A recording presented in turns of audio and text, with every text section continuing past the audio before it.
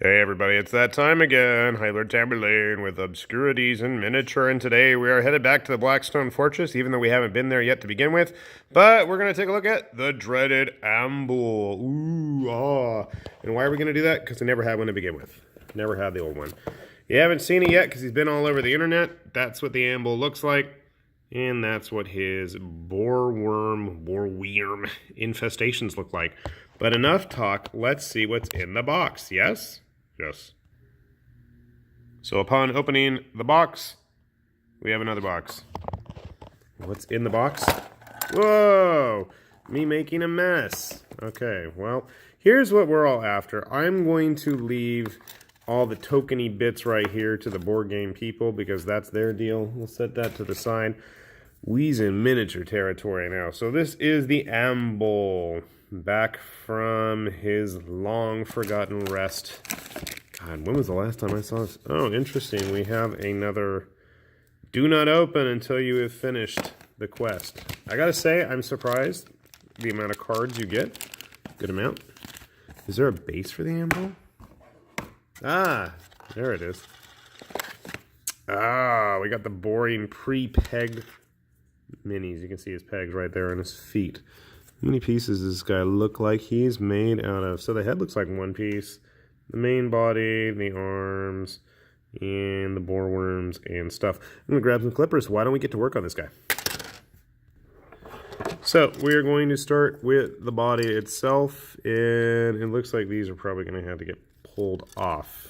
And it looks like it's going to be just an easy snap together kit. Which I guess if you're a board gamey type person, that's probably a good thing.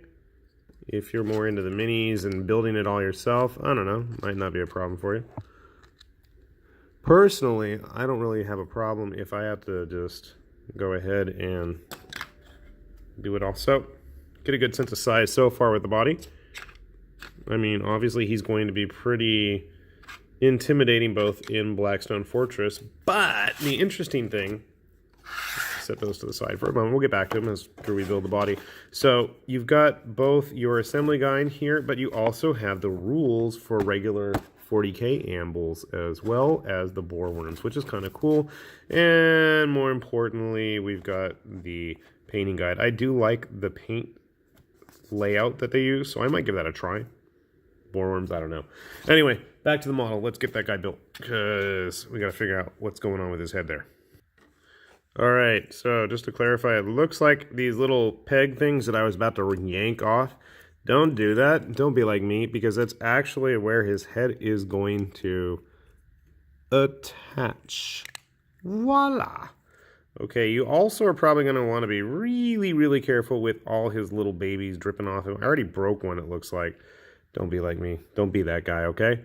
So, let's see. We've got the body, we've got the head. I went ahead and attached one of the forearms. Pretty simple. I'm not even going to bother gluing him, I think. I don't think it really needs it. He seems very sturdy. Obviously, we're going to have to squeeze it better together. Let's keep going. What do I need to do? It looks like all I have left are his hands and one of his feet, I think. Let's take a look at the directions and see if I can finish him up. Wow. And so it looks like I actually have my Ambull friend done here. He really wasn't that bad to build. He wasn't a whole lot of parts.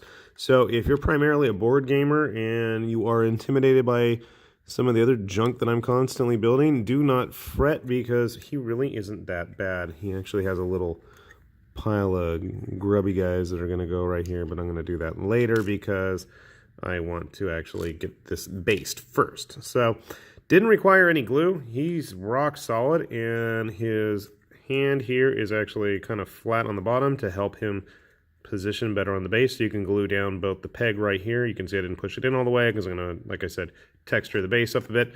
And then you can glue his hand down as well there. That'll give him some good stability. As you can see, let's get a better close-up view because I'm sure some of you out there want to see what they look like compared to a human or a typical figure. So it is obviously bigger, definitely bigger than an ogre in size. Not Carnifex size, which is what I was hoping for, but still a decent size figure nonetheless. If you can get this box set with any kind of a discount, I would wholeheartedly recommend it because besides the fact that you get the figure, I mean, let me just show you guys how many cards. I was shocked at just how much paper is included with this. There's an entire new deck of stuff. You've got all the new encounter cards. You've got new exploration cards. You've got everything for the actual encounters with them, as well as the charts on how they act when they get enraged, which is pretty cool.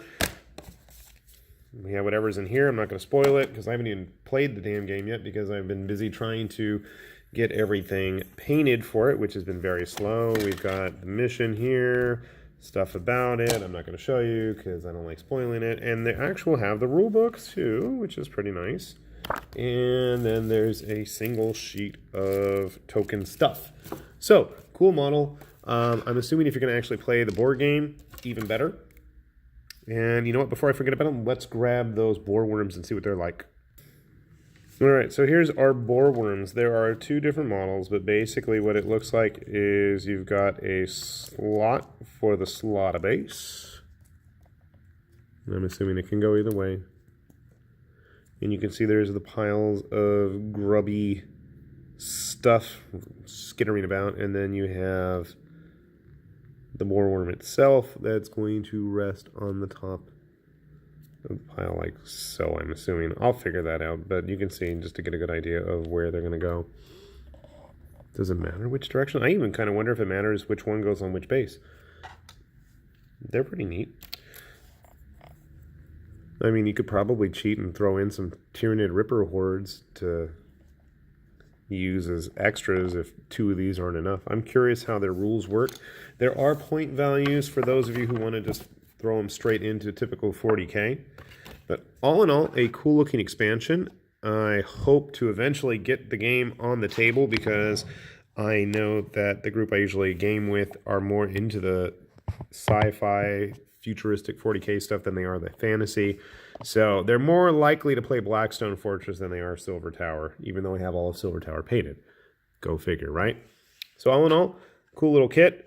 Bigger price tag than I would hope to see, but with the amount of paper, goods, and game-related material, I think it kind of balances out.